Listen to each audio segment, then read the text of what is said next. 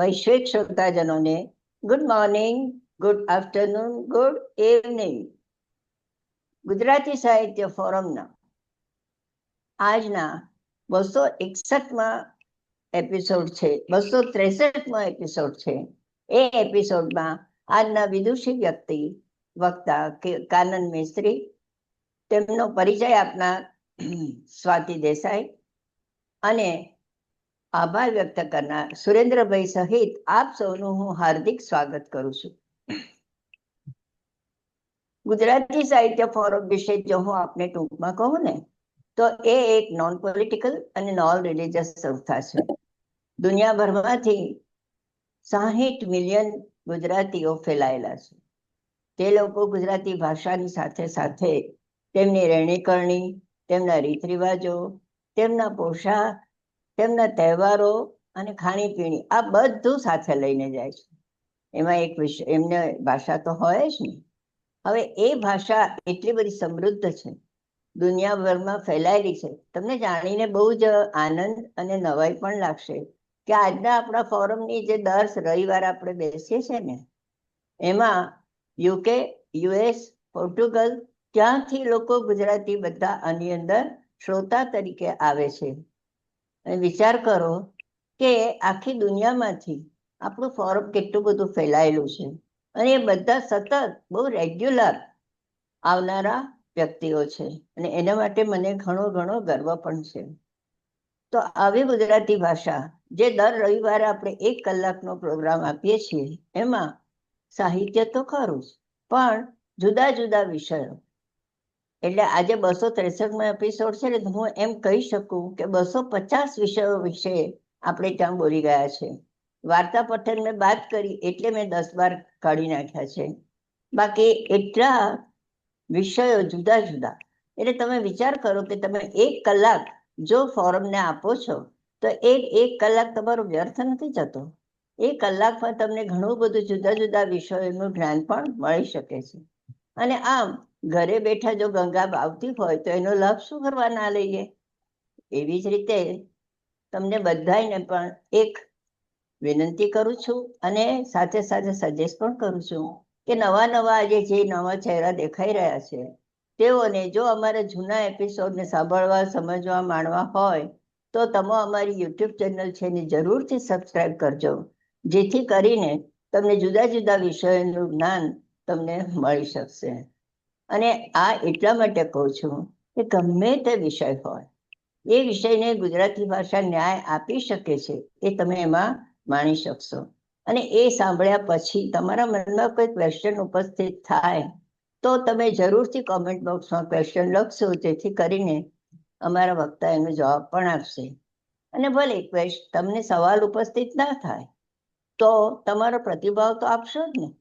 તમારો પ્રતિભાવ જરૂર મોકલજો. તમે ફોરમ વિશે શું તમને તમારો અભિપ્રાય છે તે, અને ફોરમમાં તમે શું નવું પણ લેવા માંગો છો તે પણ તમે જણાવશો.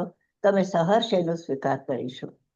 તો આવો આજે આપણે આ ફોરમમાં કાનનબેનને મોઢેરા સૂર્ય મંદિર વિશે બોલવાના છે. મને તો ક્યારની ઉત્કંઠા થઈ છે, કારણ કે હું ત્યાં જઈ આવીશું ને એટલે જેમ બોલશે મારા નજર સમક્ષ એનું પિક્ચર પણ આવતું જશે અને એ પોતે બી પિક્ચર બતાવવાના છે સાથે સાથે. એટલે આવો કાનનબેનને સાંભળવા માટે તો આપણે આતુર છીએ, પણ એ પહેલા કાનનબેનનો પરિચય તો આપણને મળવો જ જોઈએ ને. તો અમારા વડોદરાના પસાવી પાર્કના એમ્બેસેડર અને અમારા ડાયરેક્ટર સ્વાતિ દેસાઈને વિનંતી કરું છું કે તેઓ કાનનનો પરિચય આપે. આભાર કોકિલાબેન, આ તક આપવા બદલ. માનનીય કોકિલાબેન, અલકાબેન, આજના વક્તા શ્રીમતી કાનનબેન તથા અત્રે ઉપસ્થિત શ્રોતાજનો, કાનન ગુજરાતી સાહિત્ય ફોરમના મંચ પર આપનું સ્વાગત છે. 3 પેઢીથી જળવાયેલા મારા ને કાનનના કૌટુંબિક સંબંધને કારણે આજે મંચ પર કાનનને આવકારતા હું અત્યંત આનંદની લાગણી અનુભવું છું. કાનનબેનની શૈક્ષણિક લાયકાત વિશે જો વાત કરીએ ને તો મહારાજા સયાજીરાવ યુનિવર્સિટીમાંથી પોસ્ટ ગ્રેજ્યુએટની માણસ ડિગ્રી તેમણે મેળવી છે અને તેમણે ત્યાર પછી મંદિરના સ્થાપત્ય, જે ભારતીય સંસ્કૃતિની પરંપરા રહી છે, તેના પર ગહન સંશોધન કાર્ય તેઓ કરી રહ્યા છે, જેમાં સૂર્ય પૂજાની જે ભારતીય સંસ્કૃતિની પરંપરા છે એના પર ધ્યાન કેન્દ્રિત કરતા મંદિરના સ્થાપત્ય સ્પેશિયલી ગુજરાતના સિરમોર સમા મોઢેરાના સૂર્ય મંદિર પર સ્વતંત્ર રીતે સંશોધન કાર્ય કરી રહ્યા છે. નેશનલ અને ઇન્ટરનેશનલ લેવલે તેમના પેપર પ્રકાશિત થયા છે. તેમણે સંશોધન અને અભ્યાસ દ્વારા મંદિરના સ્થાપત્ય અને કળાના સમન્વયને જીવંત બનાવ્યા છે. ભારતીય ભવ્ય સંસ્કૃતિ જે ઐતિહાસિક સ્થાપત્ય પર આધારિત છે તેના પર તેમણે ઘણી કાર્યશિબિરો પણ યોજી છે અને તેમના જ્ઞાન નિલાણી શિબિરો દ્વારા પીરસી છે. આવા ઇતિહાસ અને પુરાતત્વ સંશોધન કરતા શાસ્ત્રીય નૃત્યાંગના અને સંગીત પ્રેમી કાનનબેન, જેમણે મોઢેરાના શિલ્પોની જ બોલતી ભાષા ઝીલી છે અને એ આપણે એમના શબ્દોમાં જ માણીએ. આવો કાનનબેન, આપના વક્તવ્યને માણવા અમે સૌ ઉત્સુક છે. આભાર. અસ્તુ. સ્વાતિબેન, ખૂબ ખૂબ આભાર આપનો. આપ આ મંચ પર મને આમંત્રિત કરવા માટે, મને આ મંચ આપવા માટે અને આપ સૌની સમક્ષ મારી વાત પ્રસ્તુત કરવા માટે આપ સૌનો ખૂબ ખૂબ આભાર. અને જીએસએફ જે કામ કરી રહ્યું છે, દુનિયામાં વસેલા ભારતીયો ગુજરાતીઓને જોડી રહ્યું છે, તે અદ્ભુત કાર્ય છે. અને ખૂબ ખૂબ આભાર આપ સૌનો. અને શરૂ કરીએ આપણે. જરૂર.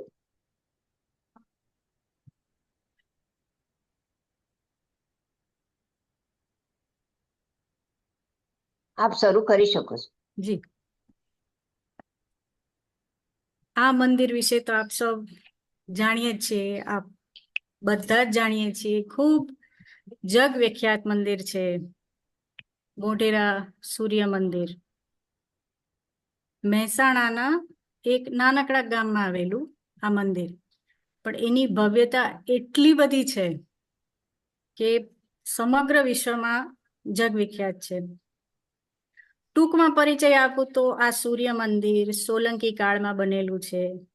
સોલંકી રાજાઓ જે ગુજરાત પર જેમનું સામ્રાજ્ય હતું, અને એમણે ખૂબ બધા મંદિરો બનાવ્યા. એમાંનું એક આ મંદિર જે આપણી કળાનું, જાણે કહીએ ને કે પીક પરનું જે આર્કિટેક્ચર હોય એ સમૂહ છે.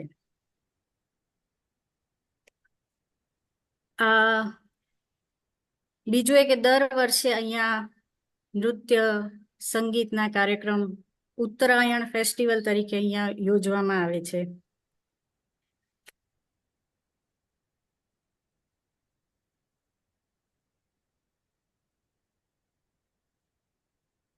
હા, અને આ મંદિર એક નદી છે પુષ્પાવતી, એ નદીને કિનારે આવેલું છે, જે અત્યારે દેખાતી નથી, પણ એનું પાણી જે છે એ સમયે એ નદીને કિનારે આ મંદિર થયેલું. આ વિશે તો આપણે જાણીએ જ છીએ, પણ એના બેકગ્રાઉન્ડ, એના ઇતિહાસમાં જવું આપણા માટે બહુ જ જરૂરી છે. કારણ કે સૂર્યની ઉપાસના આમ જોઈએ તો બહુ જ વૈશ્વિક અપીલ ધરાવતી ઉપાસના છે. દુનિયાના અલગ અલગ ખૂણાઓમાં અલગ અલગ સંસ્કૃતિઓ, સભ્યતાઓ સૂર્યની ઉપાસના કરતી આવી છે આદિકાળથી. તો આપણે આમ જોઈએ તો ઇજિપ્તના એ રા તરીકે એમની ઉપાસના થતી સૂર્યની. પછી એ જ રીતે મેસોપોટેમિયા તો શમશ તરીકે થતી. પછી ગ્રીસમાં હેલિયોસ તરીકે થતી. રોમમાં સોલ તરીકે થતી. અને પર્શિયામાં મિત્ર તરીકે થતી. એટલે જુદા જુદા સભ્યતાઓ છે, જુદી જુદી સંસ્કૃતિઓ છે, તેમાં જુદા જુદા સ્વરૂપે એમની ઉપાસના થતી. હવે એ જ રીતે આપણી પણ એટલી જ જૂની સંસ્કૃતિ છે, તો આપણે કઈ રીતે એમની ઉપાસના કરતા? તો વૈદિક કાળથી આપણે જોતા આવીએ છીએ, હજુ પણ આપણે એ મંત્રોચ્ચાર કરતા આવીએ છીએ, સંધ્યા ઉપાસના કરીએ છીએ, ગાયત્રી મંત્ર બોલીએ છીએ, અને એ રીતે જૂના સમયમાં પણ થતી, વૈદિક કાળમાં થતી. આદિત્યો, હવે આદિત્યો એટલે અદિતિના પુત્રો, અદિતિ અને કશ્યપ ઋષિના પુત્રો એ આદિત્યો. અને એ ઋગ્વેદિક કાળમાં 6 આદિત્યો હતા. પછી ધીમે ધીમે ધીમે કાળક્રમે આપણે જે 12 આદિત્ય જે કહીએ છીએ તે થયું. તો કોણ હતા એ સમયે? તો આપણે પણ મિત્રની ઉપાસના કરતા. મિત્ર એ સૂર્યનું એક સ્વરૂપ હતું. મિત્ર, અર્યમાન, ભગ, વરુણ, દક્ષ, અંશ, આવા નામો હતા. અને એ જુદા જુદા સ્થિતિ, જેમ કે ઉગતા સૂર્ય તો એનું નામ અલગ હોય, ઉપર એકદમ ટોચ પર આકાશમાં હોય તો એમનું નામ અલગ હોય, આથમતા સૂર્યનું નામ અલગ હોય. તો એ સ્થિતિ અને કહીએ ને કે ઋતુચક્ર એમાં કઈ રીતે થતું, એ રીતે આદિત્યોના નામ આપવામાં આવ્યા. પછી કાળક્રમે આપણે આ કુદરતી ઉપાસના, જેમ કહીએ ને કે natural form of worshipping the solar orb, એને બદલે આપણે યાગ યજ્ઞોથી એમની ઉપાસના થઈ. અને એ જે સ્વરૂપ હતું, જે નેચરલ કુદરતી ઓર્બ, ધ સોલર ઓર્બ, એની બદલે આપણે યાગ યજ્ઞો સિમ્બલ્સ આવવા માંડ્યા, જેમ કે આપણે સ્વસ્તિક, જે હજુ પણ આપણે વાપરીએ છીએ, તે સમયથી ચાલતું આવે છે. અને એ કહીએ ને કે આપણે એશિયન કન્ટ્રીઝમાં પણ જોવા મળે છે, યુરોપમાં પણ જોવા મળે છે, કે જે સોલર સિમ્બલ છે. તો આમ કહીએ તો સૂર્ય એ જગતનો આત્મા છે, તિમિરને હરનાર છે, અંધકારને દૂર કરનાર છે, ઋતુચક્રને ચલાવનાર છે, સતત ગતિમાન રાખનાર છે સૃષ્ટિને, અને આશાનું પ્રતીક છે.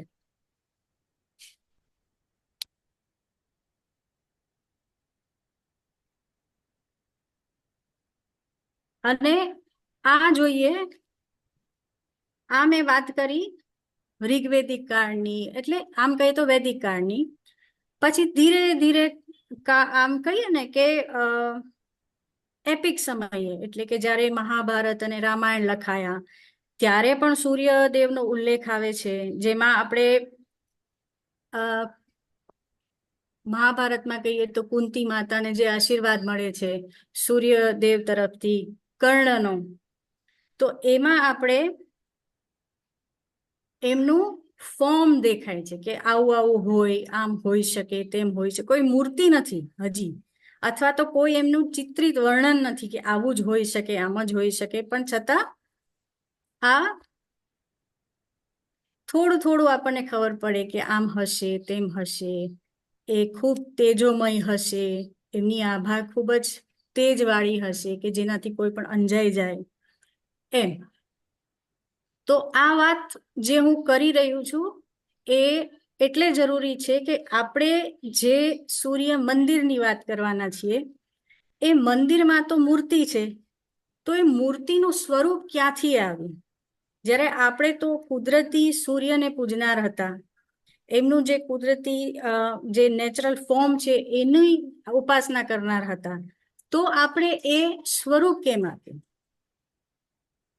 હા, તો એમાં આપણે કુષાણ એમ્પાયર, જે કુષાણ સામ્રાજ્ય હતું, જેમાંના બહુ ફેમસ, ખૂબ પ્રસિદ્ધ રાજા એટલે કનિષ્ક કુષાણ, તો એ રાજાઓ દરમિયાન લગભગ આપણે કહીએ ને કે West Asia, central Persian country સુધી આપણે એકદમ આપ લે ચાલુ થઈ એમની સાથે, કારણ કે એમનું સામ્રાજ્ય ત્યાંથી શરૂ થઈ અને ગંગા અને યમુના નદીઓ સુધી હતું. તો એ સમય દરમિયાન જાણે કહીએ ને કે આપણને સેન્ટ્રલ એશિયા એની સાથેની આપ-લે બહુ જ વધી ગઈ, એટલે વિચારોની આપ-લે. એટલે એ આપણે જે આગળ જોયું કે કયા કયા સૂર્યના સ્વરૂપોની એ લોકો ઉપાસના કરતા, અને એના જેવું આપણે શું હતું અને આપણે શું સામ્યતા હતી એ જાણે જાણે કમ્પેરિઝન થતું હોય એવું લાગવા માંડ્યું. અને એ રીતે વિચારોની આપ-લે થતા આપણે કહીએ ને કે પહેલી જાણે અહીંયા જોઈએ જેમ કે આ સિક્કાઓમાં પહેલી વખત કોઈ પણ સૂર્યની જાણે ફિગર કે કેવું આ સૂર્યનું મૂર્તિ રૂપ હોય તો કેવું હોઈ શકે એવું અહીંયા આપણને દેખાય છે. આ એ સમયના સોનાના સિક્કાઓ છે કનિષ્ક રાજાના, કુષાણ રાજાઓના. અને કુષાણ રાજાઓનો ઇતિહાસ મુખ્યત્વે આપણને આ સિક્કા શાસ્ત્રથી જ જાણવા મળે છે. એમના સિક્કાઓ જુદા જુદા દેશોમાંથી અને કહીએ ને કે ઘણા બધા જુદા દેશોમાંથી, એટલે એમનું જે આ મેપમાં જે મોટું જે એમ્પાયર દેખાય છે એમાંથી આપણને અહીંયાથી જે મળ્યા છે. અને એમાં એક જ મિત્ર, એટલે કે અહીંયા એક જ સૂર્યદેવની વાત નથી. જ્યાં જ્યાં એ રાજ કરતા અને જે પણ ધર્મની ઉપાસના એમના લોકો કરતા, એમના દેવો એ એમના સિક્કા પર હતા.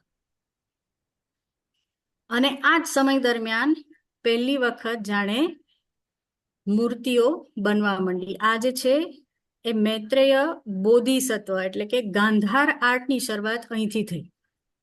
1લી સદીથી 4થી સદી દરમિયાન ગાંધાર આર્ટ, જેના અદ્ભુત નમૂનાઓ આપણને ખાસ કરીને ગાંધાર રિજિયનમાંથી વધારે મળે છે. પછી જેમ જેમ આપણી તરફ, એટલે આપણા દેશ અત્યારનો જે પોલિટિકલ આપણો જે દેશ થાય અને ગંગા યમુના મથુરા તરફ આવીએ એટલે મથુરા સ્કૂલ ઓફ આર્ટ થાય. એટલે આ સમય દરમિયાન પહેલી વખત કલ્પના શક્તિનો ઉપયોગ કરી અને જે વિચારોમાં હતું એ પથ્થરમાં ઢાળવાનો બિલકુલ ખૂબ જ આમ કહીએ ને સક્સેસફુલ પ્રયાસ થયો. તો આના પછી શું થાય? પછી ગુપ્ત સામ્રાજ્યની શરૂઆત થઈ. ગુપ્ત સામ્રાજ્ય દરમિયાન આપણને ખબર જ છે કે ગોલ્ડન એજ હતું, ક્લાસિકલ એજ હતી, અને એ દરમિયાન બધું ખૂબ સાહિત્ય અને આપણી જાણે સંસ્કૃતિ અને આમ ચરમસીમાએ કે એટલું સરસ એમાં કામ થતું, જેનો આમ કહીએ ને કે ઉદાહરણ રૂપ કાલિદાસ છે. પછી એ જ સમયે આપણે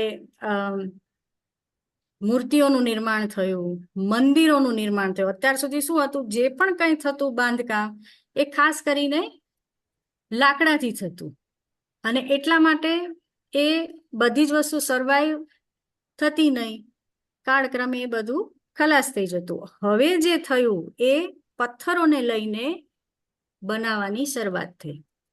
તો એ શરૂઆત જે થઈ એ ગુપ્ત સામ્રાજ્યથી થઈ.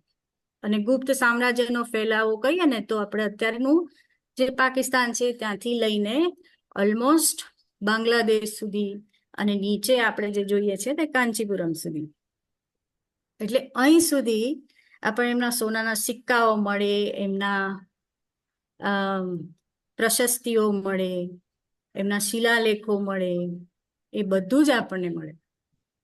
તો એ આ ગુપ્ત સામ્રાજ્યમાં થયું. હવે પહેલું મંદિર જે બન્યું એ કેવું હોઈ શકે? તો એ બિલકુલ સાધારણ દેખાતું, જાણે એક રૂમ હોય અને એની આગળ એક વરંડો હોય, આવું જ મંદિર. આ છે ટેમ્પલ નંબર 17 સાંચીમાંથી. અને આ સમય દરમિયાન એક કહીએ ને કે બહુ જ અગત્યનું પાસું થયું, જેમ કે વરામિહિર જે લખે છે પોતાની બૃહદ સંહિતામાં કે આ સમય દરમિયાન, અને બૃહદ સંહિતા એ બધું જ નોટ કરે છે, જેમ કે ખાસ કરીને it's a manual, it's a book of manual, કે એ સમયના જો શિલ્પો હોય તો શિલ્પોમાં શું શું હોવું જોઈએ, દરેક દેવને લગતી એમાં માહિતી છે. એમાં સૂર્યને લગતી પણ માહિતી છે. સૂર્યની પ્રતિમા જો બનાવવી હોય તો આટલા આટલા આટલા આટલા રૂલ્સ ફોલો કરવાના. હવે એ સમય દરમિયાન પર્શિયાથી મગ, મગી, ભોજક, શાકદ્વીપી આ બ્રાહ્મણો આવીને અહીંયા વસી ગયા. હવે એ માહિતી પણ આપણને વરાહમિહિરના બૃહદ સંહિતામાંથી મળે છે. હવે આ વાત કેમ કરવી જરૂરી? કારણ કે એ જે આપણે અત્યાર સુધી વૈદિક પદ્ધતિથી જે સૂર્યની ઉપાસના કરતા હતા એ પદ્ધતિમાં બહુ જ બદલાવ આવી ગયો. આમ કહીએ ને એટલો બધો બદલાવ છે કે હવે એ નેચરલ સ્વરૂપ નથી, પણ આપણે બીજા જે દેવો છે એની જેમ સૂર્યને પણ એક સ્વરૂપ આપવાનો આપણે વિચાર કર્યો. અને એ એટલું બધું ઇન્ફ્લુઅન્સ છે એમાં પર્શિયન સ્ટાઇલનું કે જ્યારે આપણે મૂર્તિ જોઈશું સૂર્યની અને જ્યારે હું વર્ણન કરીશ ત્યારે એમ તમને થશે કે ઓહો આવું પણ હોઈ શકે એમ.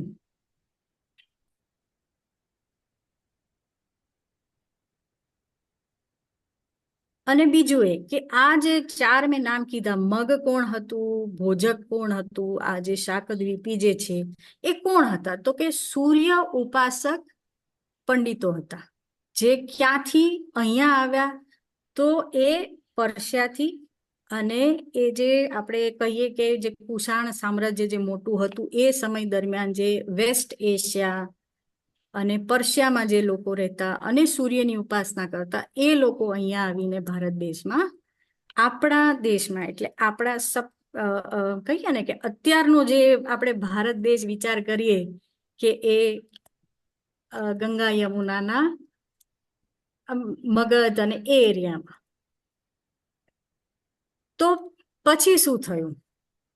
તો એ સમય દરમિયાન આપણે ગુપ્ત સામ્રાજ્ય પછી અથવા તો ગુપ્ત સામ્રાજ્યની દરમિયાન ફોકસ કરીએ આપણે કે ગુજરાત રિજન, આ જે ગુજરાતનો એરિયા છે તેમાં કોણ હતું? તો કે એમના જનરલ્સ હતા અને એ ગુપ્ત રાજાઓના જે જનરલ્સ હતા અને એ મૈત્રકો હતા. મૈત્રકો કયા એરિયાનું ધ્યાન રાખતા? તો આ ગુજરાત આપણે કહીએ ને કે સૌરાષ્ટ્ર, થોડુંક નોર્થ ગુજરાત અને પછી નીચે ભૃગુ કચ્છ સુધી. તો એમની મૈત્રકાઝો વલ્લભી એવું કે છે કે વલ્લભી એમનું મુખ્ય શહેર હતું. અને આ જે રાજાઓ હતા એમણે પણ એટલું બધું કોન્ટ્રીબ્યુટ કર્યું છે ઇન બિલ્ડિંગ ટેમ્પલ્સ. એટલા સ્થાપત્યો, એ સમયના સ્થાપત્યો એમણે કહીએ ને કે આ પ્રદેશમાં કર્યા છે, આપણા સૌરાષ્ટ્ર એરિયામાં. સૌરાષ્ટ્ર એરિયામાંથી પછી ધીમે ધીમે આપણે જોઈએ તો ફેલાવો થાય છે. તો એ સમયનું એટલે 6ઠી સદીનું મંદિર આપણને અહીંયા જોવા મળે કે આ જે દેખાય ગોપમાં, એક ગોપ કરીને ગામ છે જામનગર ડિસ્ટ્રિક્ટમાં, ઝીણાવારી ગોપ, અને ત્યાં આ મંદિર છે ઊંચા ઓટલા પર બનાવેલું. અને થોડોક ભાગ જાણે એનો લાકડાનો હશે કે મંડપનો ભાગ જે હવે અસ્તિત્વ નથી ધરાવતો. તો પણ આ જે ગર્ભગૃહ અને ઉપર જે આટલું આ શિખર જે છે નાનું આટલું છે, અને આ 6ઠી સદીનું મંદિર છે અને એ અહીંથી મળે છે. અને કહે છે કે આ પણ સૂર્ય મંદિર હતું, કારણ કે આના જ જેવા મંદિરો મુલતાનથી મળે, પછી એ જ રીતે આપણે માર્તંડથી મળે જેમ કે કાશ્મીરમાં છે તે.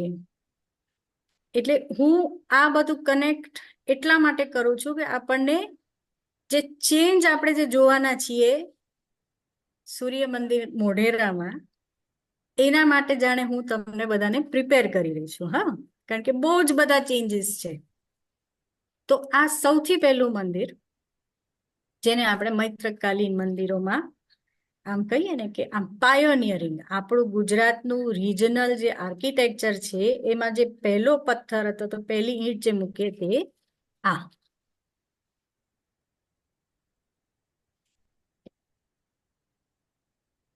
અને એ જ સમય દરમિયાન જાણે સ્કંદ પુરાણની વાત આવે.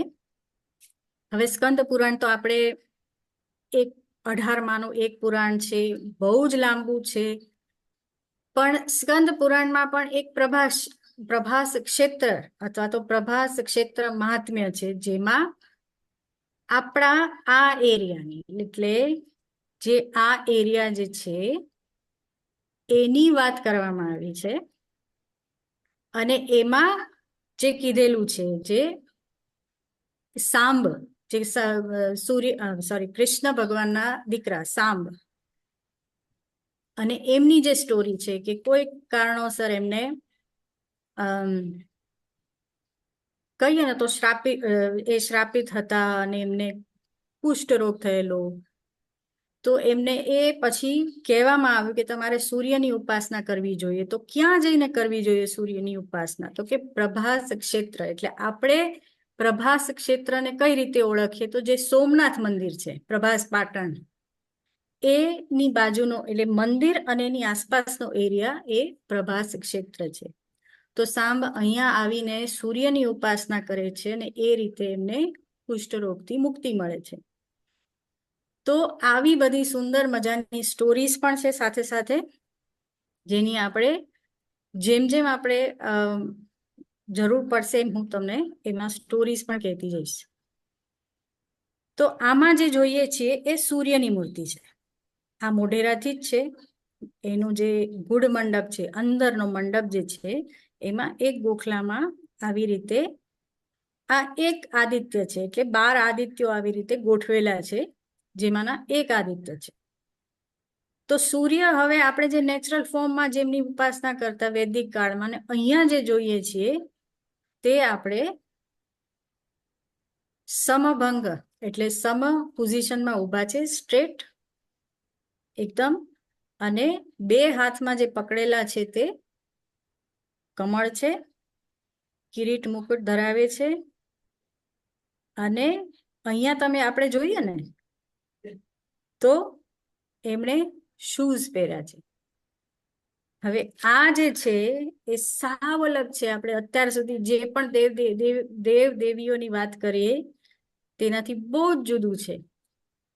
એ જુદું એટલા માટે છે કે એના પર કોઈક બીજી જ સંસ્કૃતિના લોકોની અસર પડેલ છે, અને તે છે પર્શિયન. હવે પર્શિયન જે છે એ પણ સૂર્યની ઉપાસના કરતા, આપણે પણ સૂર્યની ઉપાસના કરતા, અને એ રીતે જાણે કમ્બાઈન થયેલું. અને પછી આપણે જે જોઈએ તે એકદમ રીઓરિએન્ટેડ સન વર્શિપ છે. એની સાથે એમના અટેન્ડન્સ છે, એક દંડ છે, અહીંયા જો દંડ દેખાય છે, અને પિંગળ છે. હવે પિંગળનું કામ એવું છે કે એમણે બેસીને બધાની નોંધ લેવી પડે, દરેક જણની. દરેક જે પણ કોઈ ભક્ત છે એનું પિંગળ જે છે એ નોટ કરે, અને દંડ જે છે તે પનિશ કરે. આ બે એમના અટેન્ડન્સ છે. પછી અહીંયા છે ઉષા, પ્રત્યુષા. અને આની પણ સ્ટોરી છે, એ આપણે છેલ્લી સ્લાઇડમાં જ્યારે આવશું ને ત્યારે, કારણ કે તેમાં જરા વિસ્તાર જરાક વધારે છે, મૂર્તિ વધારે મોટી છે અને બહુ જ સુંદર છે. ત્યારે આપણે એ સ્ટોરી હું આપને સૌને કહીશ. હવે ધીમે ધીમે આપણે જે જોઈ રહ્યા છીએ ને તે ઇવોલ્યુશન જોઈ રહ્યા છીએ. હા, કે પેલા એક જ રૂમ હતો અને નાનું શિખર હતું. હવે આપણે જોઈએ તો એક રૂમ છે, મોટું શિખર છે, અને હવે થોડું કામ કહીએ ને તો શ્રૃંગાર ચોકી જેવું દેખાય. તો આ 9th સેન્ચુરી છે, 9મી સદીમાં આવું હતું આપણે. અને આપણા ભારત દેશમાં મંદિરોની 3 પ્રકારની સ્ટાઇલ છે ટેમ્પલ આર્કિટેક્ચરમાં. તો આ જે કહીએ જેમાં લાંબુ ઊંચું જે શિખર હોય અને ઉપર જઈને જે નેરો થાય તે નાગર શિખર. પછી એ જ રીતે જે પિરામિડલ સ્ટ્રક્ચર જે છે તે છે દ્રવિડ સ્ટાઇલ, જે નર્મદાની નીચેના ભાગમાં આપણને જોવા મળે. એટલે કે વિંધ્ય પર્વતની નીચે, એટલે જે દક્ષિણ આપણો જે દક્ષિણ ભારતનો વિસ્તાર છે ત્યાં. અને આ જે છે વેસરા, એ નાગર અને દ્રવિડનું કોમ્બિનેશન છે. અને એ માત્ર વિંધ્ય અને નર્મદા અને થોડાક જ બેલ્ટમાં આપણને એ જોવા મળે છે, ખાસ કરીને કર્ણાટકના નોર્ધન કર્ણાટક એરિયા.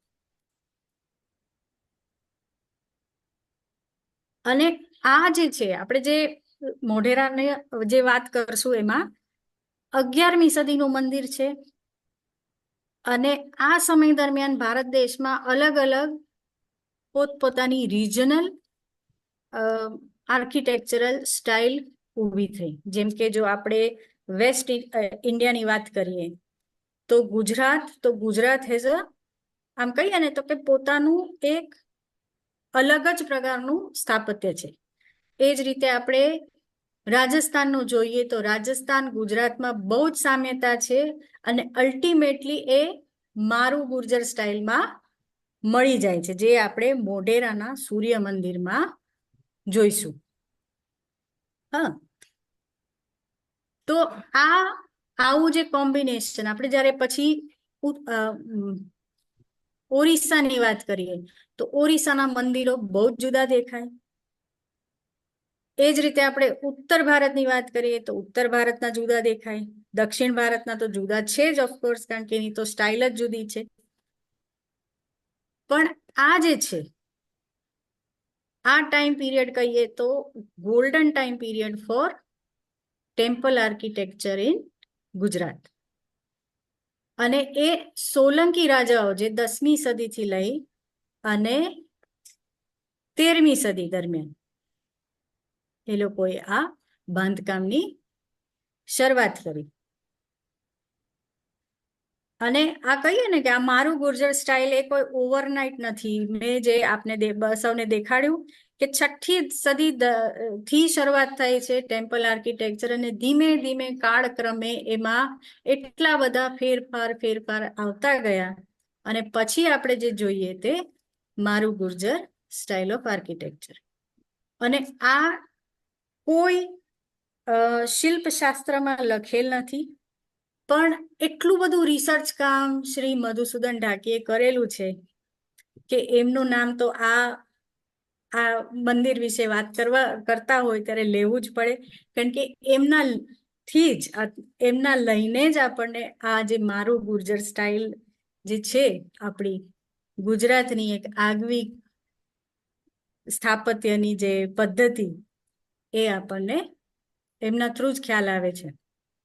તો શું છે એ આપણે જોઈએ. આ છે ચૌલુક્ય રાજા, એટલે સોલંકી રાજાઓ જ્યાં રાજ કરતા, એ એટલે કહીએ કે ગુજરાત તો છે જ, એના સિવાય રાજસ્થાન પણ છે, મધ્યપ્રદેશ પણ છે, અને થોડોક મહારાષ્ટ્રનો ભાગ પણ આવે છે. એટલે કહીએ ને કે અહીંયા આપણને જે મંદિરો મળે એમાં રાજસ્થાનની પણ અસર છે. પછી આપણે થોડાક પૂર્વ તરફ જઈએ તો આપણને મધ્યપ્રદેશની પણ અસર જોવા મળે મંદિરોમાં, અને મહારાષ્ટ્રની પણ અસર જોવા મળે. અને હવે આપણે શરૂ કરીએ કે મારું ગુર્જર સ્ટાઇલ ઓફ આર્કિટેક્ચર એટલે શું. તો તાલછંદ એટલે ફ્લોર પ્લાન, અને એમાં સૌથી પહેલા અને સૌથી મોટું જે આવે છે તે કુંડ છે. કુંડમાં લગભગ ઓલમોસ્ટ 108 નાની મોટી દેરીઓ આવેલી છે.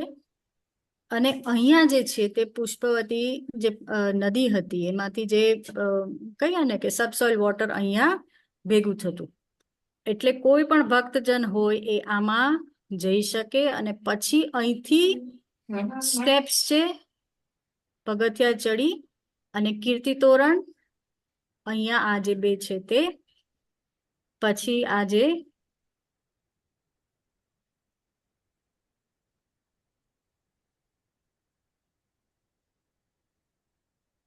મંડપ, પછી ગૂઢ મંડપ અને ગર્ભગૃહ, આવી રીતની ગોઠવણ છે. તો સૂર્યકુંડ, આ સૂર્યકુંડ, એને સૂર્યકુંડ કહેવાય છે. કોઈ પણ સૂર્ય મંદિર હોય એની પાસે, એટલે આ 6ઠ્ઠી સદીથી આ શરૂ થયેલ છે કે મંદિરો હોય આવી રીતે, ખાસ કરીને સૂર્ય મંદિર, એની પાસે કોઈ પણ પ્રકારની વોટર ટેન્ક અથવા તો કોઈ પણ વાવ હોય અથવા તો કોઈ આવી રીતે કુંડ હોય, એવું હોય જ. એ કેમ? કારણ કે એવું મનાય છે કે ત્યાં સૂર્યના મંદિરમાં રહેલું જે પાણી હોય એ એક પ્રકારની જાણે ઔષધિ છે, કે એમાંથી કોઈ લઈને એ પાણીનો ઉપયોગ કરે નાહવામાં, તો એમને જે પણ તકલીફ હોય એ દૂર થઈ. હવે આપણે ફોટોગ્રાફ જોઈએ તો આપણને દેખાય કે અદ્ભુત રીતે ગોઠવણ છે. 1000 વર્ષ પહેલા આ મંદિર જે બનેલું, અને કોતરકામથી લઈને એસ્થેટિકલી અપીલિંગ, અદ્ભુત રીતે, કે આપણે નીચે જઈ શકીએ, ઉપર ચડી શકીએ, અલગ અલગ મંદિરોમાં જઈ શકીએ, અને દરેક મંદિરની અંદર નાની મોટી દેવીઓમાં મૂર્તિઓ છે. એમાં અનંતશાહી વિષ્ણુ છે, શીતળા માતા છે, અલગ અલગ છે.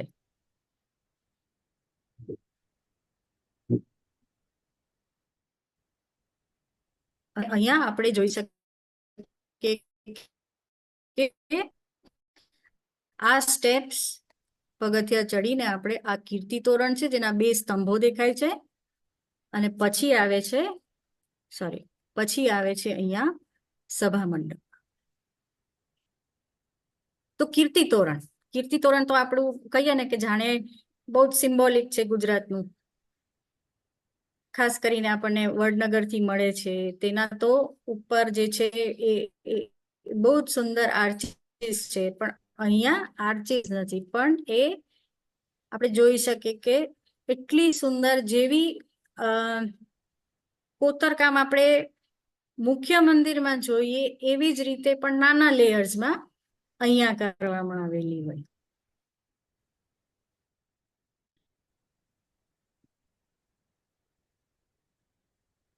એ જ રીતે અહીંયા છે.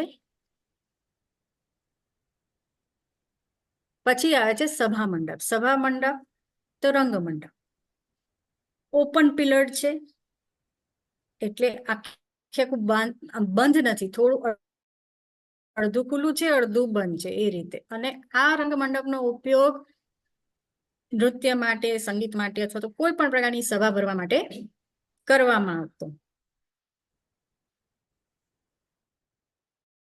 અહીંયા આપણે જોઈએ તો આ જે પિલર્સ છે, હાફ પિલર્સ છે, ફૂલ પિલર્સ છે, આખું પિલર્ડ સ્ટ્રક્ચર. સર, આપણને પિલર્સ જ છે. અને અહીંયા આ બેસવાની વ્યવસ્થા કરવામાં આવી હોય, ને જેને કક્ષાસન કહેવાય, કે ત્યાં આપણે બેસી પણ શકીએ. અને કોઈ પણ જે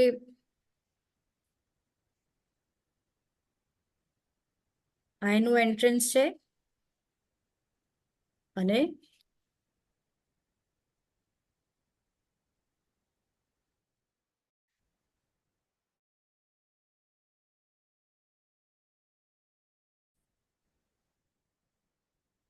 આ મંદિરનું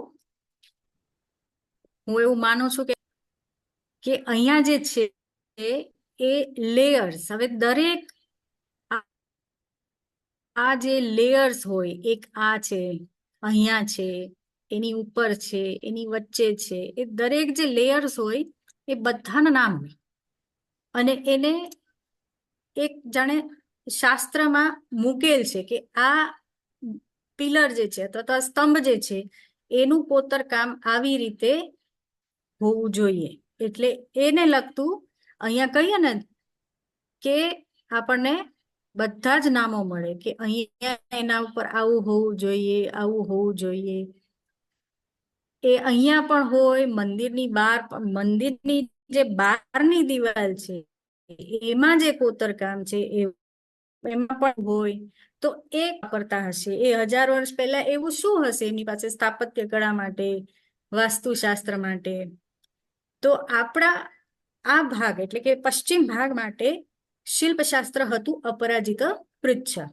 એ અપરાજિત પૃચ્છમાં જે કહેલું છે કે જે સ્તંભોની અથવા તો જે મંદિરના બહારના ભાગનો પીઠ, મંડોવર, શિખર, એમાં કઈ પ્રકારનું કોતરકામ હોવું જોઈએ, કેવા લેયર્સ હોવા જોઈએ, એ દરેકની એમાં લખેલું છે. એ જ રીતે મંદિરોની અહીંયા વિતાન એટલે સીલિંગમાં પણ એટલું જ આપણને કોતરકામ જોવા મળે. હવે આ કેરેક્ટરિસ્ટિક છે કે સોલંકી કાળ દરમિયાન અને મંદિરની વિતાન એ આવી ક્ષિપ્ત પ્રકારની હોવી જોઈએ, જેમાં જાણે આમ એટલું કોતરકામ સુંદર છે કે શેન્ડેલિયર મૂક્યું હોય જાણે એવું લાગે.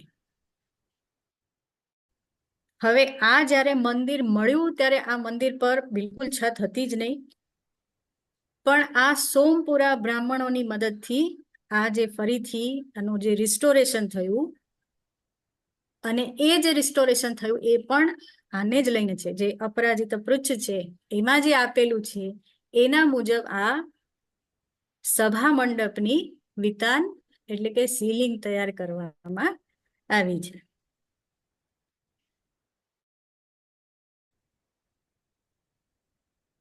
હવે આવે છે ગુડ મંડપ. ગુડ મંડપ એટલે કે જે મંડપ બંધ છે તે. હવે આ મંડપમાં ગર્ભગૃહ પણ આવે, પ્રદક્ષિણા પથ પણ આવે, અને એની સાથોસાથ અંતરાલ પણ આવે. એક એવો પેસેજ જ્યાંથી બે બાજુ તમે પ્રદક્ષિણા આપણે કરી શકીએ. તો ગુડ મંડપની પાસે જે જગ્યા હોય અંતરાલ. તો અહીંયાનું કોઈ જ કોતરકામ નથી, માત્ર જે છે તે વિતાનમાં છે એટલે કે સીલિંગમાં છે. એની સાથે માત્ર 12 આદિત્ય એટલે 12 જે આદિત્ય મેં જે આપ સૌને જે દેખાડ્યું પેલો સૂર્યની મૂર્તિ વાળો ફોટોગ્રાફ, બસ એવા જ 12 આદિત્યો અહીંયા અંદર મૂકેલ છે. મોટી બારીઓ છે બંને સાઈડ એટલે આપણ એરેશન માટે, અને પિલર્સ છે. હવે આ જે છે એ ગુડ મંડપની બા માટે કે આને જ જોઈને આપણને ખબર પડે કે આમાં જેટલા લેયર્સ છે, જેટલું કોતરકામ છે, એને લઈને આપણે સંશોધકો રિસર્ચ કરીને જાણી શકે કે આ કયા સમયનું હોઈ શકે. હા,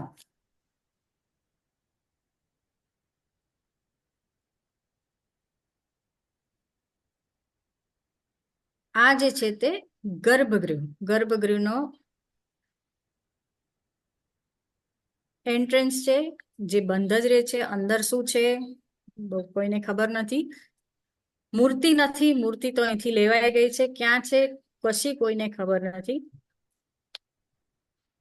પણ શું હોઈ શકે એ બધું આપણે કહીએ ને કે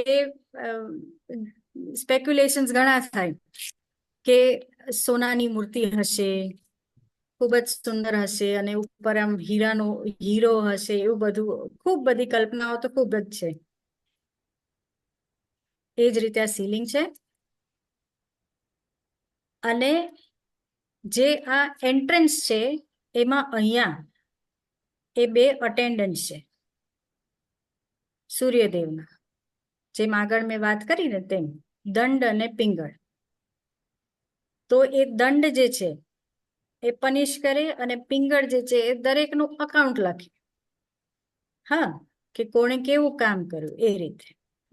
અને આ પણ એટલી જ પર્શિયન અસરમાં આપણને દેખાય છે, જે એ પણ એમના અટેન્ડન્સ છે છતાં પણ એ પણ શૂઝ પહેરે છે.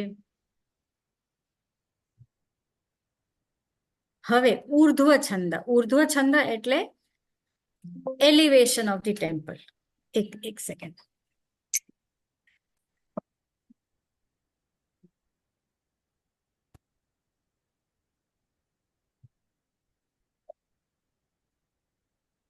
elevation of the temple.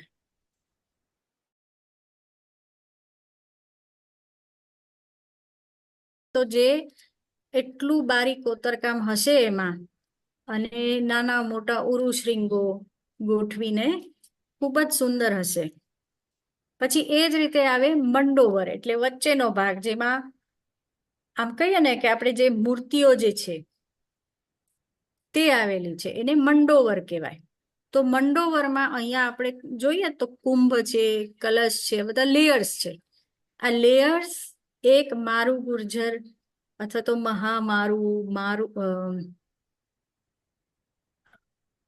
મહામારુ અને મહાગુર્જર એ મંદિરોમાં આવી રીતે આવે. એટલે આપણે અહીંયા જે જોઈએ છીએ એ મહામારુ અને મહાગુર્જરનું કોમ્બિનેશન છે. એટલે એ છે મારુ ગુર્જર સ્ટાઇલ ઓફ આર્કિટેક્ચર. એટલે એમાં અલગ અલગ કુંભ, કલશ, કેવલ, માંચી, જંગ. હવે આ જે છે ત્યાં આપણે કયા દેવોની જે મૂર્તિ છે તે આપણે પછી જોઈએ. ઉદ્ગમ, મલકવાલ અને એ જ રીતે અહીંયા છાજી. અને અહીંયા આ બેઝનો ભાગ છે પીઠ. એટલે પીઠમાં જે છે તે પદ્મ, અનારિતા, છજ્જ, આલિંગ, ગજથર, નરથર. આટલું બધું હોવું એક મંદિરમાં ઇઝ ઇમેન્સ. એમ કહીએ ને કે એટલું બધું છે કે આપણે અહીંયા જઈએ આ મંદિર અને એને જોઈએ તો જાણે જોતા જ રહીએ એવું છે. તો 3 ભાગ છે મંદિરના. નીચેનો પીઠ, ઉપર મંડોવર અને એની ઉપર આવે શિખર. જે શિખર તો અહીંયા નથી અસ્તિત્વ ધરાવતું. તો અહીંયા આ જે મંડોવરનો ભાગ છે એમાં જે ફિગર્સ આપણે જે જોયા, જંઘ જેને કહેવાય, તો એમાં જે છે એ 12 આદિત્યો છે. 12 આદિત્યો છે. આ મંદિરની યુનિકનેસ એ છે કે 12 આદિત્યો છે, તેની સાથે અષ્ટ દિક્પાલ છે અને 12 દ્વાદશ ગૌરી છે. એટલે દ્વાદશ આદિત્ય, અષ્ટ દિક્પાલ અને દ્વાદશ ગૌરી. બીજા પણ યુનિક સ્કલ્પચર છે પણ એના વિશે વાત કરવા માટે આપણને આજે સમય નહીં રહે. એટલે જે આદિત્યો છે એ 12 આદિત્યો, અને એ પૌરાણિક સમયમાં આવતા આવતા એ 12 આદિત્યોને દરેકને મહિનાઓ સાથે જોડવામાં આવ્યા. હા, અને અહીંથી શરૂ થાય, ચૈત્રથી શરૂ થાય, કારણ કે જુદું કેલેન્ડર છે, આપણું નથી. તો ધાત્રીથી શરૂ થાય અને વિષ્ણુથી પૂરું થાય. એટલે વિષ્ણુ પણ એક આદિત્ય છે.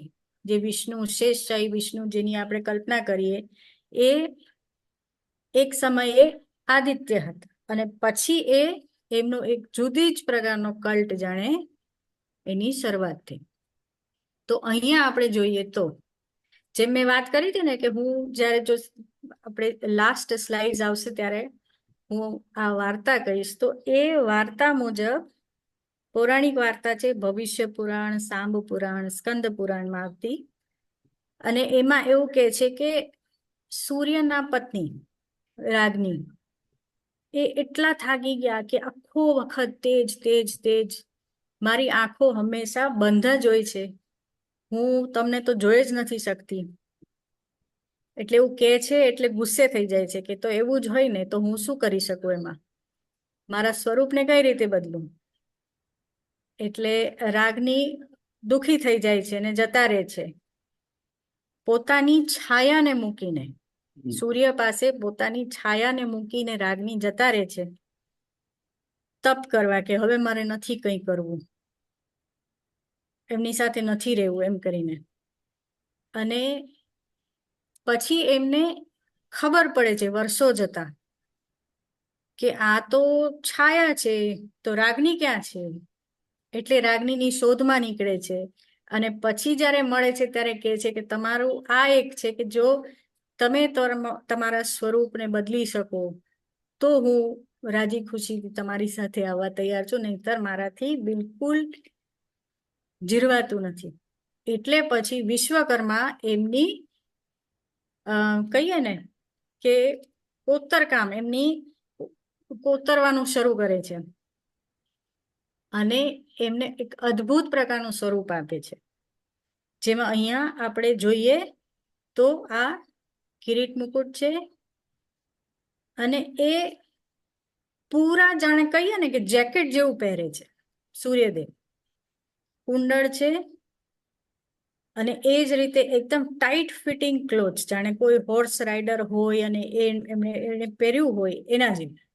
અને પછી ગોઠણ સુધી આવતા આવતા સૂર્યદેવે કીધું કે હવે મારાથી આ દુઃખ સહન નહીં થાય, તમે જે મને આ ખુરપીથી મને કરી રહ્યા છો એટલે અહીંથી તમે છોડી દો.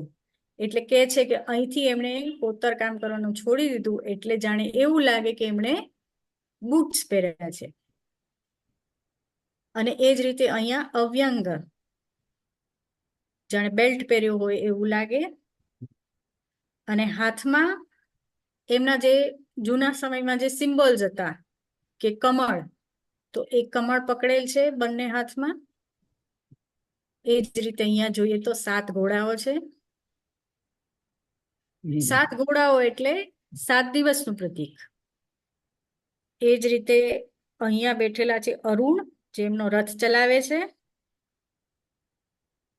પછી અહીંયા દંડી છે, એક બાજુ પિંગળ છે, અને કે છે કે આ એમના બંને પત્નીઓ છે.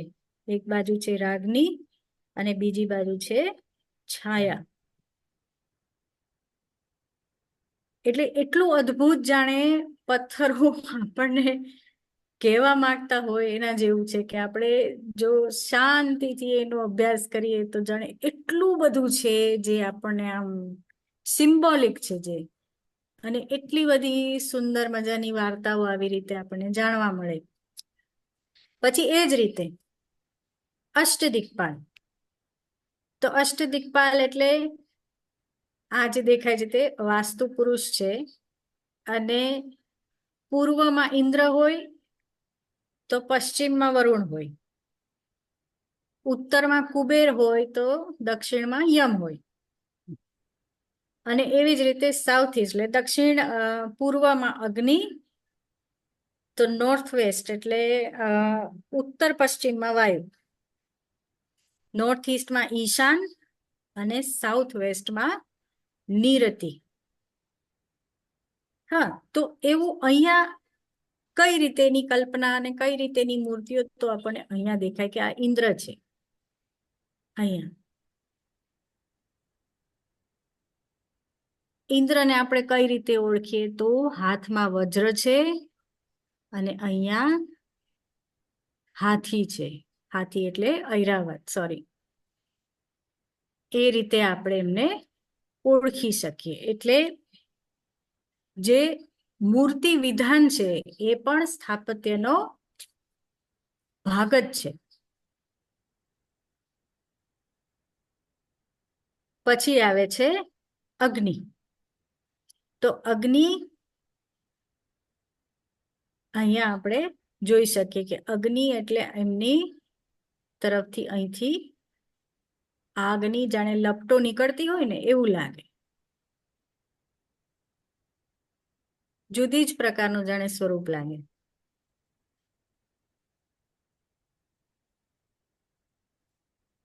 અને એ જ રીતે અહીંયા છે ગૌરી, મહાગૌરી.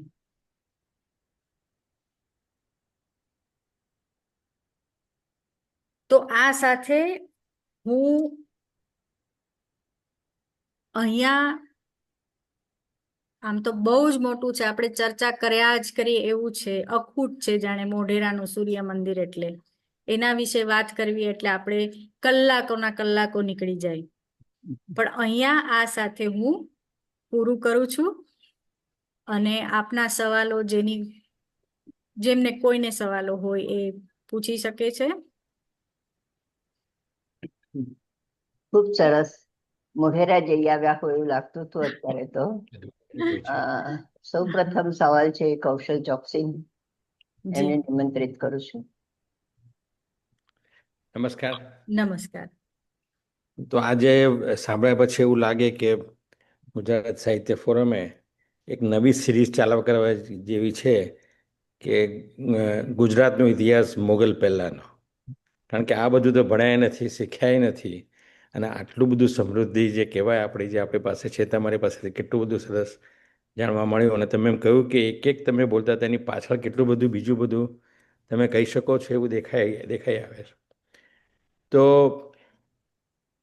મારો ક્વેશ્ચન એ હતો કે આમાં જે પેલા 12 આદિત્ય આદિત્યનું તમે કીધું એટલે સ્ટોન અલ્મેનાક જેવું કહેવાય કે જેમ જેમ તમે ચાલો ધાતુથી વિષ્ણુ સુધી તો એ ચેન્જ થાય.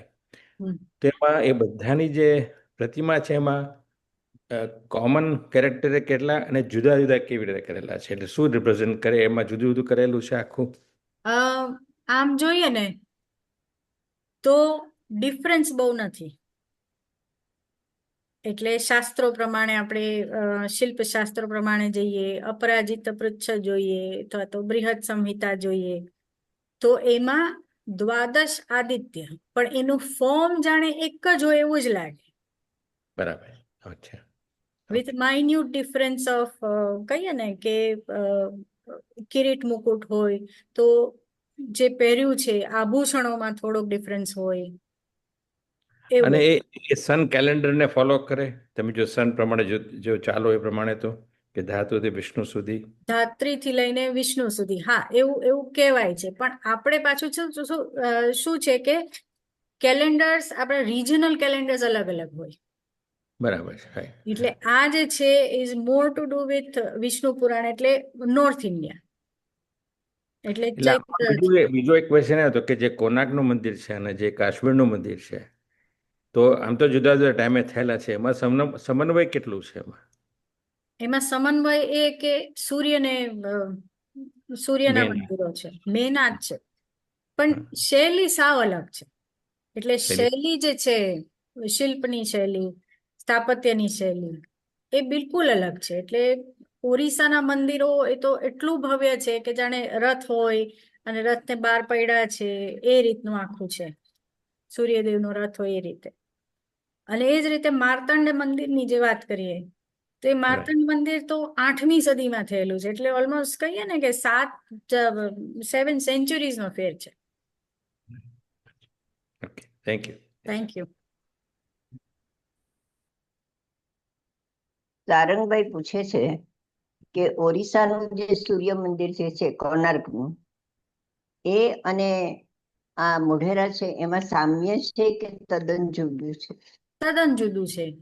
એટલે આમ કહીએ ને કે 11મી સદીમાં મોઢેરાનું મંદિર થયું પશ્ચિમમાં અને 13મી સદીમાં કોણાર્કનું મંદિર થયું એ પૂર્વમાં આવે. એટલે બંનેની શૈલીઓ જુદી થઈ જાય.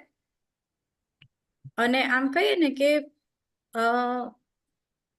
આમ જોવાની દ્રષ્ટિએ પણ એકદમ અલગ છે. એમાં એટલું બધું વધારે પડતું આમ કહીએ ને કે સ્થાપત્યની જે શિલ્પશાસ્ત્રો હોય એ પ્રમાણે કરવામાં આવે છે કે ઓરિસ્સામાં એ સમય દરમિયાન કયું શિલ્પશાસ્ત્ર હશે એને અનુરૂપ આમ એ મંદિર બંધાવવામાં આવ્યું. આપણે અનુરૂપ જે અપરાજિત પૃચ્છ છે એને અનુરૂપ આપણે આ મંદિરનું બાંધકામ થયું. અને આપણું જે સૂર્ય મંદિર છે મોઢેરા અને દેલવાડા એ ઓલમોસ્ટ કોમન ટાઈમ પીરિયડમાં થાય. એટલે એનું પણ એટલું જ માઇન્યુટ અને બારીક કામ આપણને જોવા મળે આબુના દેલવાડા. હવે એક વસ્તુ મારે એ પૂછવાની છે કે આપે જે કહ્યું ને કે સામે પ્રભાસ પાટણ આવી પ્રભા ક્ષેત્રમાં આવીને એણે સૂર્ય ઉપાસના કે સૂર્ય પૂજા કરી, તો મેં દેવોત્સર જગ્યા જે છે ત્યાં આગળ એક નાનું સૂર્ય મંદિર છે, તો એ સાંબના વખતનું હશે? ના એવું નથી. એ મંદિરોને આપણે કહીએ ને તો મૈત્રકાલીન મંદિરો ખાસ કરીને જોવા મળે છે સૌરાષ્ટ્રમાં. અને અત્યારે જે હાલમાં જે છે એ કોસ્ટલ સૌરાષ્ટ્રમાં એ બેલ્ટમાં વધારે મળે છે. અને આખા સૌરાષ્ટ્રની વાત કરીએ તો 18 જેવા સૂર્ય મંદિરો તો બિલકુલ આપણે કરી શકીએ અને પિન પોઈન્ટ કરી શકીએ કે આ મંદિરો અહીંયા છે. એટલે સાંબ વાળું કયું હોઈ શકે એ કહેવું મુશ્કેલ છે. એટલે હજી એમાં આપણે રિસર્ચ કરવું પડે, હજી સંશોધન થાય પછી એ જે સાંબ આદિત્યનું મંદિર જે એમણે સ્થાપના કરી હતી એ સમયે એ પછી શોધી શકાય. કારણ કે મને પણ એટલી જ ખબર હતી કે આખા ભારતમાં 2 સૂર્ય મંદિર છે, એક કોણાર્કનું અને એક મોઢેરાનું. બહુ પણ બધા જયારે પ્રભાસ પાટણમાં જયારે દેહોત્સર્ગ જોયું હા ત્યારે ખબર પડી કે અહીંયા બી સૂર્ય મંદિર તો છે જ, પણ બહુ સિમ્પલ અને સાદું છે, કે સિમ્પલ મોટું મંદિર એટલે બી નથી. ને હમ અત્યારે તમે જે સામની વાર્તા કહી ને, હા એના ઉપરથી મને કનેક્ટ કરવાનું મન થયું કે આ તે વખતનું હશે કે શું આ મંદિર. ખૂબ સરસ. હવે જેમ કૌશલે કહ્યું કે આપણે સિરીઝ ચાલુ કરીએ, તો હું અમારા બધા વ્યુઅર્સના દેખતા આપને વિનંતી કરું છું કે આપણે સૂર્ય મંદિર વિશે એક આખી 10 કે 12 એપિસોડ થાય હમ એવી યુટ્યુબમાં એક સિરીઝ શરૂ કરીશું આપણે. ચોક્કસ ચોક્કસ, બહુ જ સરસ, બહુ જ સુંદર થઈ શકે. કારણ કે આટલું સરસ કામ છે, અને મેં તમને પહેલા બી કહ્યું કે આની એ તમે કહ્યું કે ગુજરાતમાં જે મંદિરો થયા છે એની લગભગ કોતરણીને સરખા હોય છે. હમ એ જ પ્રમાણે પાટણમાં સહસ્ત્રલિંગ તળાવ છે, એની આ રીતના જ એના પગથિયા છે, અને વચ્ચે વચ્ચે મૂર્તિઓ છે ત્યાં પણ. બરાબર છે. હા એટલે આ જોઈએ ત્યારે સહસ્ત્રલિંગ તળાવ યાદ આવી જ જાય આપણને પાટણનું. રાણીની વાવ પણ યાદ આવે, કારણ કે રાણીની વાવ પણ યાદ આવે પેલા સમય દરમિયાન એક જ સમય દરમિયાન થયેલ છે. આવેલા છે. એટલે આમ જોવા જઈએ તો સોલંકી યુગ અને ગુપ્ત યુગમાં વધારે મંદિરો અને એ બધું થયું હશે બિલકુલ એવું બિલકુલ લાગી રહ્યું છે. બરાબર છે એકદમ. અને બીજું ખૂબ સરસ તમારી પાસે એ જાણવા મળ્યું કે આપણે સૌ પહેલા તો છે ને તે આ 5 તત્વ છે એને કુદરતી રીતે પ્રકૃતિમાં જ પૂજતા હતા.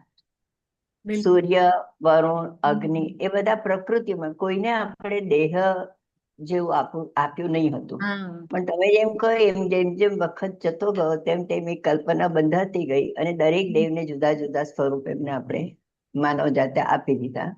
હમ આમ અત્યારે સૂર્યનું જે સ્વરૂપ છે, અને બીજું મને એક તમને પૂછવાનું મને થાય, એ કોણાર્કમાં પણ અંદર મૂર્તિ નથી.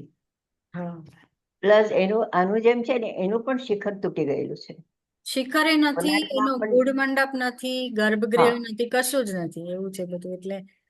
એટલે ત્યાં આગળ ગાઈડ પછી શું કે આ તો વિમાન પદ્ધતિનું છે એવું એવું સમજાવે. પણ આપણે સમજીએ કે આ વિમાન પદ્ધતિ તો એ જોઈ છે ત્યાં આગળ કર્ણાટકના જે મંદિરો જોયા, ધર્મસ્થળ ને એ બધું છે, ત્યાં એ વિમાન ટાઈપના મંદિર છે, ઉપર હમ શિખર જ નહીં, એવી હમ ટાઈપના મંદિર. હમ એટલે શું તૂટી ગયું છે ને શું સાચું છે એ તો તમારા જેવા જે રિસર્ચ કરે એને જ ખબર પડે, અને તમારા દ્વારા અમને લોકોને ખબર પડે એવું છે આ તો. બિલકુલ બિલકુલ કહીએ ને કે 100% પ્રયત્ન રહ્યો કે આપ સૌ માટે ઇન્ટરેસ્ટિંગ બનાવો, નહીતર શું થાય કે આમાં ના, ટેકનિકલ ખરેખર રસપ્રદ હતું, ખૂબ જ રસપ્રદ. અને કેવું થાય કે આટલું બધું સાંભળીએ ને એટલે સવાલ જલ્દી મનમાં ઉઠે જ નહીં, કારણ કે આ બધું મનની અંદર કનેક્ટ કરતા જ વાર લાગે અંદર સવાલમાં. અચ્છા, નિમિષાને કંઈ પૂછવું છે? નિમિષા. આજનું જાણીને ખૂબ જ આનંદ થયો અને ખૂબ જ ઇન્ટરેસ્ટિંગ, વેરી ઇન્ફોર્મેટિવ. મારો સવાલ એ હતો કે તમે 108 જે કુંડની વાત કરી ને, તો 108 નંબરનું જે સિગ્નિફિકન્સ છે, કેમ કે આપણે 108 માળા વાપરીએ, બધામાં આપણામાં 108 હોય છે, તો એ જે નંબરનું સિગ્નિફિકન્સ કેવી રીતના અહીંયા કનેક્ટ થાય છે? Thank you. કનેક્ટ એટલે આમ તો જોઈએ ને તો આપણી માટે એ 108 એ કહીએ તો સ્પિરિચ્યુઅલ નંબર છે, રિલીજીયસ ગણાય એ રીતે, કારણ કે એને જ્યારે કનેક્ટ કરી ત્યારે 108 becomes 9. તો 9 એક એવો નંબર છે કે વિચ જ્યારે તમે એડ કરો એટલે 9 જ રહે, એને તમે વધારે ના કરી શકો એમ. ઓકે, એટલા માટે ઓલરાઈટ, નો એટલે thank you. It's kind of a circle which comes back to the same thing. એટલા માટે. Okay, thank you very much. બહુ જ ઇન્ટરેસ્ટિંગ હતું, બહુ જ મજા આવી ગઈ. Thank you. હવે આજે આપણે સૂર્ય મંદિર વિશે જાણ્યું. પહેલા હું એક વસ્તુ કહેવાનું આજે હું નથી રોકી શકતી કે આજે 5 વર્ષને 3 મહિના થયા આ ગુજરાત સાહિત્ય ફોરમને ચાલુ કરે. એમાંથી આજે 263મો એપિસોડ છે ને, તો થોડાક બાદ કરતા ખૂબ ખૂબ જાણવા મળ્યું છે. અને આટલા બધા એપિસોડ થયા, તે દરેક વખતે 100 થી ઉપર શ્રોતાઓ હોય છે, જે આજે પણ હતા. આ બધા શ્રોતાઓએ ખરેખર ખૂબ જ રસ દાખવ્યો છે, અને જેમ બને તેમ વધારે ને વધારે એમને ફોરમને વિસ્તૃત કરવામાં ખૂબ ખૂબ મદદ કરી છે. ઓકે, કઈ નહીં. તો હવે આપણે પછી જોઈએ છે, એમને ક્વેશ્ચન લઈએ છે પછી. પણ હવે આભાર વ્યક્ત કરવા માટે હું યુએસ સ્થિત સુરેન્દ્રભાઈને વિનંતી કરીશ કે તેઓ આભાર વ્યક્ત કરે. સુરેન્દ્રભાઈ. હાજી, થેન્ક યુ. આભાર કોકિલાબેન. સૌથી પહેલા તો તમારો આભાર કે તમે મને આભાર વ્યક્ત કરવાની તક આપી, અને આવા સરસ સંભાષણ બદલ. આપણે કાનનબહેને આજે જે વિસ્તારથી કહ્યું, કાનનબેન તમારો પણ આભાર, શત આભાર. સ્વાતિબેન, તમે પરિચય કરાવ્યો કાનનબહેનનો, અને એ રીતે આ કાર્યક્રમની શરૂઆત થઈ. હંમેશા શરૂઆત તો કોકિલાબેન કરે જ છે, પણ એ જે એમનો ઇન્ટ્રો હોય છે એના પછી. અને શ્રોતાઓનો આભાર ના માનવું એ તો કેમ જ ચાલે, એમના થકી જ આ બધા કાર્યક્રમો સફળ થાય છે. કાનનબેન, તમારો આભાર ખાસ એટલા માટે માનવાનો છે, અને ખરા હૃદયથી, કે મારી વાત કરું તો હું પોતે 6 વર્ષ પહેલા મોઢેરા સૂર્ય મંદિરની મુલાકાતે ગયો હતો, અને સારી રીતે ફર્યો અને માણ્યું. પણ આજે એમાં નવું પાસું એ ઉમેરાયું કે તમે જે વિશદ છણાવટ કરી, એના જુદા જુદા પાસાની, એના સ્થાપત્યની, એનો જે ઐતિહાસિક અને પૌરાણિક સંદર્ભ આપ્યો, એ ખરેખર બેનમૂન હતો. કે અમને બધી બાજુની માહિતી આપી, અને એટલી વિસ્તારથી. છતાંય નોંધપાત્ર બાબત એ છે કે ફાળવેલા સમયમાં તમે આ બધું જ વણી લીધું, અને અમને છે તે ક્યાંય એવું ન લાગ્યું કે તમે આટલા સમયમાં ઉતાવળે પૂરું કરો છો કે વધારે પડતું લંબાણ. એટલું સરસ રીતે તમે આ હેન્ડલ કર્યું અને અમારી સમક્ષ રજૂ કર્યું કે આભાર એ શબ્દ પૂરતો નથી. એટલે તમને તમારો આભાર તો માનું જ છું, મારી પોતાની અંગત રીતે પણ, અને ફોરમ તરફથી પણ, અને હું માનું છું કે બધા શ્રોતા વતી હું કહી રહ્યો છું કે તમારો ઘણો ઘણો આભાર. તમારા આટલા અભ્યાસનો અને સંશોધનનો અમને પરિપાક આપ્યો, એ તો ખરેખર ફરીથી મારો શબ્દ વાપરું તો બેનમૂન છે. અને ફરીથી આવો લાભ અમને મળતો રહે. આપણે હમણાં કોકિલાબેને કહ્યું તેમ કે યુટ્યુબ પર આવી કંઈક સિરીઝ શરૂ થાય, તો જેમ તમે મોઢેરાના મંદિરનો આટલો વિસ્તૃત પરિચય કરાવ્યો, હમણાં કોણાર્કની વાત કરી, અને જે આખું ઐતિહાસિક જે બધો તમે સંદર્ભ કયો, એ બધાનો અમને લાભ મળતો રહે. તો તમારો ઘણો ઘણો આભાર કોકિલાબેન, ફરીથી સ્વાતિબહેન, અને બધા શ્રોતાઓનો આભાર. Thank you. Thank you Surendrabhai, આપનો ખૂબ આભાર. Thank you. You are welcome. Thank you.